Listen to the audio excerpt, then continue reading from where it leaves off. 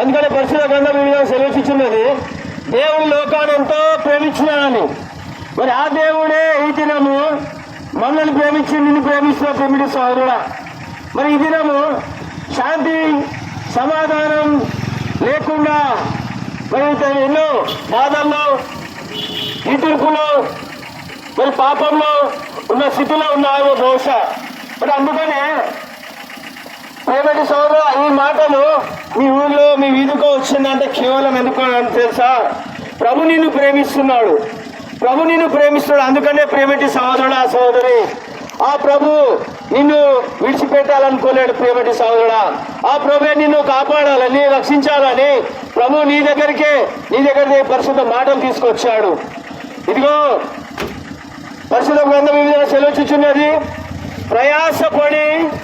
ప్రయాసపడి భారం మోసుకో సమస్త జనులారా నా దగ్గర నేను మీకు విశ్రాంతి కలుగజేస్తానని. మరి ఆ విశ్రాంతి నీకు కావాలా? ఆ విశ్రాంతి నీకు వద్దా ప్రేమిటి సహోదరుడా?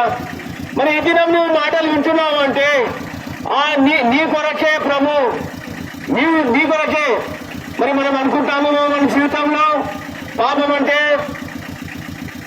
నరహత్య, వ్యభిచారం, మోసం, లగ, ఇవన్నీ మనము పాపాలే. అన్నిటికన్నా ముఖ్యమైన పాపం ఏం తెలుసా? పరిశుద్ధ బైబిల్ సెలవిస్తున్నది ఆధ్యాత్మికమే పాపం అని.